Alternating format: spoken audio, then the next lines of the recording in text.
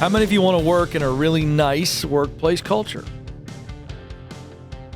Just let that sit, Oh, yeah, absolutely, Ken.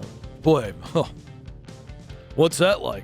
I don't think that exists, right? And the range of emotions, I think, start popping out when I ask that question. So how many of you think it would be great to work in a really nice culture where everybody's nice? I think everybody would say, well, that would be great. Well, Tessa West is a psychology professor at NYU, New York University. And this is a Business Insider article, but she was recently on CNBC's Make It show, and they were asking her about the topic of well-being and niceness at work. And that's a hot topic right now because, everybody's just so struggling in the workplace. And now we've got to create quiet rooms for people so they can recover from how stressed out they are. And this is just mind-numbingly stupid because leaders are the ones that they're creating the stressful environment, or they are allowing it, one or the other. And so their fix is we need to soothe everybody as opposed to let's create a great environment. So it's a very, very hot topic. And she said something that has caught the attention of people, and I like what she said. She said, obviously everybody wants to work in a nice workplace, but companies are taking this too far. And what's happening is politeness is being prioritized and constructive criticism is disappearing.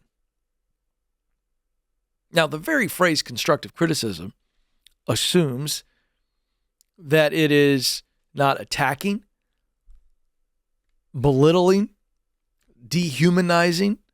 The idea is it's like, hey, listen, you're doing a good job. We value you. You need to work on this. This is an area you need to work on. Now, see, said that way, that is kind. When you are open and honest with people and let them know where they stand, I think that's actual kindness. But what's happening is in the workplace, and I see this all over the place, kindness is becoming political correctness, where it's like, you know what? We're just going to essentially lie to everybody in the attempts to make them feel good. But the problem with that is you're not helping people be good if you're not being honest with them. You can be honest and kind. I don't think you can be dishonest and be kind. Even though you're saying it in a very kind way, it is, by definition, unkind because you're dishonest. So here's what she said. What ends up happening is we've somehow pitted niceness against clear communication and confrontation, even when it's necessary.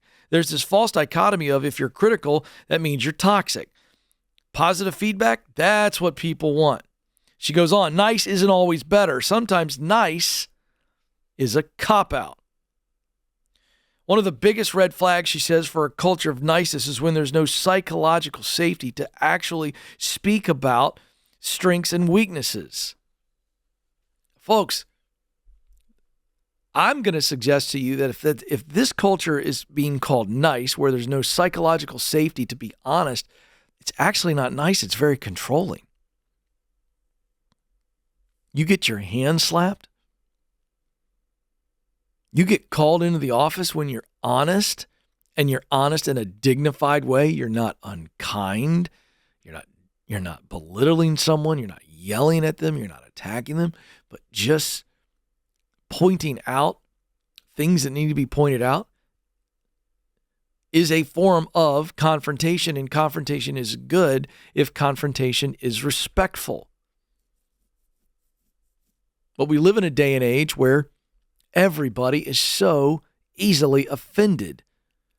And so instead of coaching people, modeling for people what healthy confrontation in the workplace looks like, we remove it. Don't want to offend anybody. And actually, I don't think that's what's going on. I think this is a leadership cop-out. Don't want to offend anyone actually means I don't want to deal with it if they are offended. That's what's going on. It's one thing to go, I don't want to offend somebody.